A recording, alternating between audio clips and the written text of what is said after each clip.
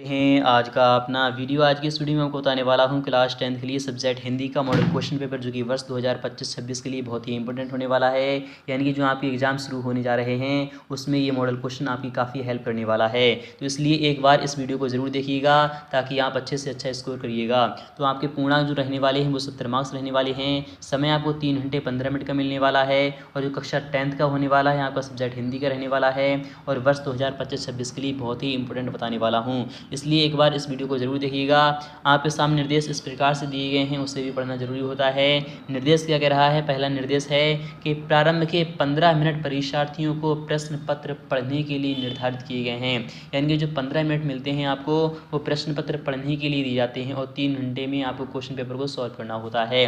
प्रश्न पत्र 2 भाग में यानी खंड आ और खंड वा में विभाजित है और प्रश्न पत्र के खंड आ में बहुविकल्पीय प्रश्न रहने वाले हैं। यानी कि आपके ऑब्जेक्टिव क्वेश्चंस रहने वाले हैं जिसमें सही विकल्प का आपको चयन करना है, जो कि OMR शीट पर करना है। नीले तथा काले तथा या फिर वाल पॉइंट से ही आपको करना है।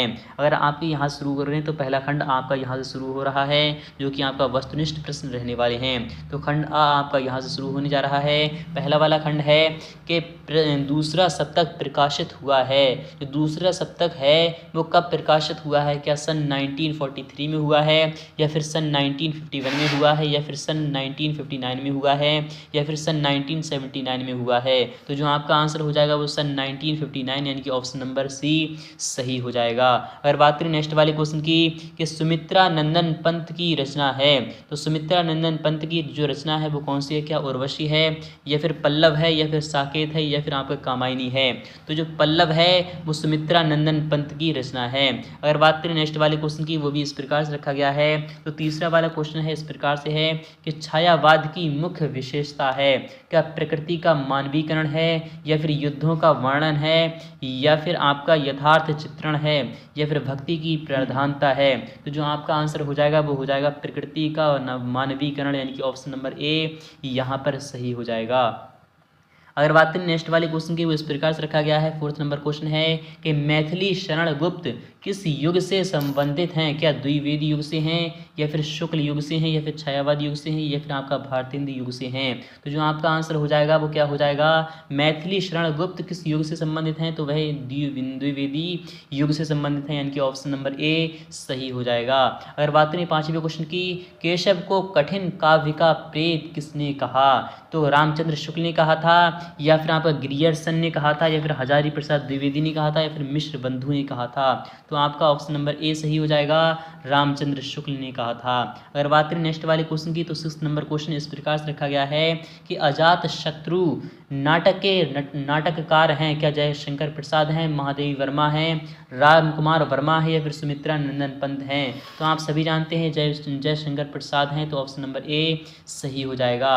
अगर बात करें 7वें क्वेश्चन की, इला चंद्र जोशी की कहानियों का विषय है सामाजिक, मनोवैज्ञानिक, ऐतिहासिक, राजनीतिक? तो आपका आंसर हो जाएगा तो ऑप्शन नंबर बी सही हो जाएगा, मनोवैज्ञानिक है। अगर बात करें 8वें क्वेश्चन की, सन 1018 से 1936 ईस्वी तक का समय है प्रेमचंद्र युग या फिर शुक्ल युग या फिर प्रसाद युग या फिर उपरोक्त सभी? तो जो 8वें का आंसर हो जाएगा वो उपरोक्त सभी है यानी कि सभी युग इसी में आते हैं। ऑप्शन नंबर डी सही हो जाएगा। या फिर कौन सा होगा आपको कमेंट सेक्शन में बताना होगा। अगर बात करें नेक्स्ट वाले क्वेश्चन की, वो इस प्रकार से रखा गया है। नेक्स्ट वाला क्वेश्चन 9वां क्वेश्चन है कि मिलान करना है आपको यानी कि आपको मैच करना है। मैला आंचल जो है वो कब है, क्या है, क्या नहीं है? तो आपको बताना है। मैला आंचल जो हो जाएगा आपका यानी कि फणीश्वर नाथ रेणु द्वारा एक क्या है? तो आपको बताना है। चित्रलेखा जो है वो क्या है? तो चित्रलेखा किसने लिखी थी? तो चित्रलेखा जो लिखी थी वो किसने लिखी थी? तो आपको बताना है चित्रलेखा किसने लिखी थी? तो चित्रलेखा आपका हो जाएगा भगवती चरण वर्मा यानी कि ऑप्शन नंबर आपका गा पर चला जाएगा। उसने कहा था ये किसकी रचना है, फिर कथा है, क्या है? 3rd नंबर क्वेश्चन का जो आंसर हो जाएगा तो 3rd वाले का जो आंसर हो जाएगा वो हो जाएगा घा यानी कि चंद्रधर शर्मा गुलेरी, ऑप्शन नंबर घा पर चला जाएगा। कफन जो है वो क्या है? वो प्रेमचंद्र पर चला जाएगा, आपका ऑप्शन नंबर ए सही हो जाएगा। अगर बात करें नेक्स्ट वाले क्वेश्चन की, वो इस प्रकार से रखा गया है। 10वां क्वेश्चन है निम्नलिखित में से उपन्यास है? सेवा सदन, विराटा की पद्मिनी, कफन, चित्रलेखा। तो कौन सा यहाँ पर उपन्यास है? तो आप यहाँ पर देख लीजिएगा, क्या सेवा सदन है, फिर विराटा की पद्मिनी है, कफन है, चित्रलेखा है। तो 10वां क्वेश्चन आपके सामने आ चुका है। ये आपका ऑप्शन नंबर सी सही हो जाएगा। फर्स्ट, सेकंड एंड फोर्थ ये आपके क्या हैं? सभी उपन्यास हैं। फर्स्ट, सेकंड एंड फोर्थ ये सभी क्या हैं? उपन्यास हैं। और बाकी ये क्या है? कफन। आपको वो कमेंट सेक्शन में बताना है। इसी प्रकार से अगर बात करें 11वें क्वेश्चन की, नेक्स्ट क्वेश्चन आपके सामने आ चुका है। 11th नंबर क्वेश्चन सामने आ चुका है। 11वां क्वेश्चन इस प्रकार से रहने वाला है। यहाँ पर कह रहा है कि करुण रस का स्थायी भाव है। तो करुण रस का स्थायी भाव क्या है? क्या रति है, हास है, शोक है या फिर निर्वेद है? तो आप सभी जानते हैं करुण रस का जो स्थायी भाव है वो शोक है, यानी कि ऑप्शन नंबर सी यहाँ पर सही हो जाएगा। अगर बात करें 9वें क्वेश्चन अगली क्वेश्चन की, तो नेक्स्ट वाला क्वेश्चन भी यहाँ पे सामने आ चुका है। 12वां क्वेश्चन है वो इस प्रकार से रखा गया है। यहाँ पर क्या कह रहा है कि सोहत ओढ़े पीतपट श्याम सलोने गात, मनो नीलमणि शैल पर आतप पर्यो प्रभात। उपर्युक्त पंक्तियों में कौन सा अलंकार है? क्या उपमा अलंकार है, उत्प्रेक्षा अलंकार है या फिर आपका रूपक अलंकार है, फिर श्लेष अलंकार है? तो आपको बताना है। तो 12वें क्वेश्चन का जो आंसर हो जाएगा आपका उपमा अलंकार है, ऑप्शन नंबर ए सही हो जाएगा। अगर बात करें 13 नंबर क्वेश्चन की, वो इस प्रकार से रखा गया है। यह एक सममात्रिक छंद है, इसमें 4 चरण होते हैं, प्रत्येक चरण में 11 से 13 के यानी 11-13 के विराम से 24 मात्राएं होती हैं। किस छंद का लक्षण है? क्या सोरठा है, रोला है, चौपाई है या फिर दोहा है? तो आप सभी जानते हैं 13वें क्वेश्चन का जो आंसर हो जाएगा वो दोहा है, ऑप्शन नंबर डी सही हो जाएगा। अगर बात करें नेक्स्ट वाले क्वेश्चन की, वो इस प्रकार से रखा गया है। 14वां क्वेश्चन इस प्रकार से, प्रहार शब्द में किस उपसर्ग का प्रयोग किया गया है? पिर का, आका, निर का, पर का। तो आप सभी जानते हैं पिर शब्द में उपसर्ग जो होता है वो पहले लगता है और प्रतिसंग बाद में लगता है। तो प्रहार शब्द में उपसर्ग कौन सा उपसर्ग है? तो आपको बताना है। पिरहार, पिर हो जाएगा, ऑप्शन नंबर आ यहाँ पर सही हो जाएगा, क्योंकि हार में पिर जोड़ा गया है। ऑप्शन नंबर ए सही हो जाएगा। अगर बात करें 15वें क्वेश्चन की, वो इस प्रकार से है कि पंचतंत्र में कौन सा समास है? पंचतंत्र में क्या कर्मधारय है, तत्पुरुष है या फिर दिगु है या फिर द्वंद्व है? तो आप सभी जानते हैं इसमें कौन सा समास है। तो 15वें का आपका सी हो जाएगा, तत्पुरुष समास है, ऑप्शन नंबर सी सही हो जाएगा। अगर बात करें नेक्स्ट वाले क्वेश्चन की, वो इस प्रकार से रखा गया है। अर्थ के आधार पर वाक्य के कितने भेद होते हैं? 2, 5, 6, 8। अर्थ के आधार पर वाक्य के कितने भेद होते हैं? तो आपका 16वें क्वेश्चन का जो आंसर हो जाएगा ऑप्शन नंबर सी हो जाएगा, 6 होते हैं, ऑप्शन नंबर सी सही है। अगर बात करें 17वें क्वेश्चन की, वो इस प्रकार से है। आंसू का तत्सम रूप है रोना, आँख, अंशु या फिर अश्रु। तो जो आपका हो जाएगा 17वें क्वेश्चन का जो आंसर हो जाएगा वो ऑप्शन नंबर डी हो जाएगा, अश्रु है, ऑप्शन नंबर डी सही हो जाएगा। अगर बात करें 18वें क्वेश्चन की, वो इस प्रकार से रखा गया है कि कर्मवाच्य में प्रधानता होती है, कर्ता की प्रधानता होती है, भाव की प्रधानता होती है, कर्म की प्रधानता होती है, फिर इनमें से कोई नहीं। तो जो आपका आंसर हो जाएगा कर्मवाच्य में प्रधानता किसकी होती है? 18वें क्वेश्चन का जो आंसर हो जाएगा वो सी यानी कि ऑप्शन नंबर सी कर्म की प्रधानता होती है, ऑप्शन नंबर सी सही हो जाएगा। अगर बात करें 19वीं क्वेश्चन की, किताब शब्द में वचन और विभक्ति है। ताभ शब्द में कौन सा वचन है और कौन सी विभक्ति है आपको बताना है। तो 19वीं क्वेश्चन का जो आंसर हो जाएगा वो डी हो जाएगा, यानी चतुर्थी विभक्ति है और बहुवचन है, ऑप्शन नंबर डी सही हो जाएगा। अगर बात करें 20वें क्वेश्चन की, निम्नलिखित शब्दों में सर्वांग सर्वनाम है। क्या मनुष्य है या फिर बचपन है या फिर कोई है या फिर उपयुक्त सभी है? तो जो आपका आंसर हो जाएगा 20वें क्वेश्चन का आंसर तो वो क्या हो जाएगा, तो आपको पता चलने वाला है। 20वें क्वेश्चन का आंसर हो जाएगा ऑप्शन नंबर सी कोई है, ऑप्शन नंबर सी सही हो जाएगा। अगर बात करें नेक्स्ट वाले क्वेश्चन की, वो भी देख लीजिएगा, आपके सामने आ चुका है। खंड व आपका यहाँ से शुरू हो रहा है, जो कि कह रहा है वर्णात्मक प्रश्न आपके यहाँ से शुरू होने वाले हैं। तो वर्णात्मक प्रश्न में आपका खंडवा है। तो इस प्रकार से है कि पहला प्रश्न इस प्रकार से रखा गया है कि निम्नलिखित गद्यांश पर आधारित 3 प्रश्नों का उत्तर आपको देना है।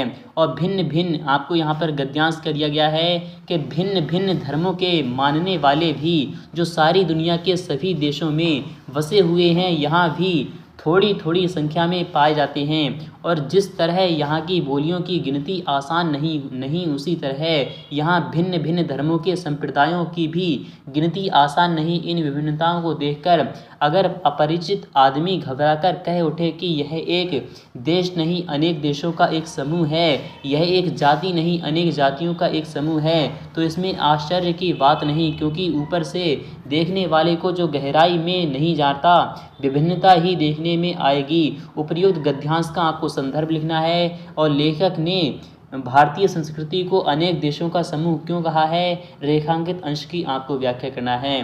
मैं आपको उत्तर दे रहा हूँ, उसे आपको अच्छे से पढ़ना है। तो यहाँ पे सामने आपके क्वेश्चन का आंसर आ चुका है। यहाँ पर कह रहा है तो पहले गद्यांश का जो आंसर होने वाला है वो इस प्रकार से रहने वाला है।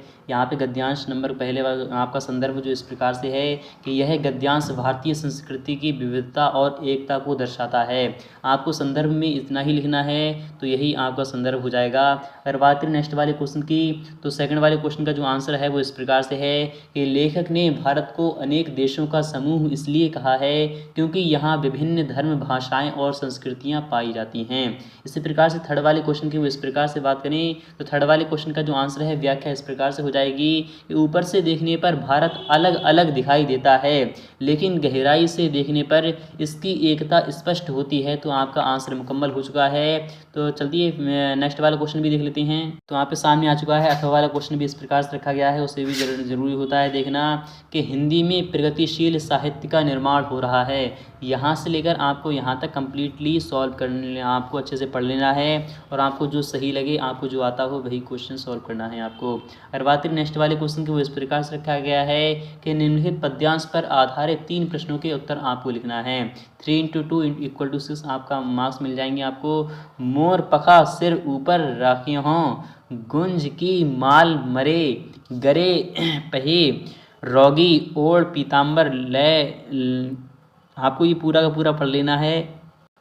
आपके सामने इसके भी क्वेश्चन रखे गए हैं, उसे भी देखना जरूरी है। तो सबसे पहले यहाँ पर देख लीजिए, उपर्युक्त पद्यांश का आपको संदर्भ लिखना है, रेखांकित अंश की आपको व्याख्या करना है और कृष्ण के वियोग में व्याकुल गोपियों ने कृष्ण की किन लीलाओं का अनुकरण करना चाहा है, आपको वो सभी देख के जाना है।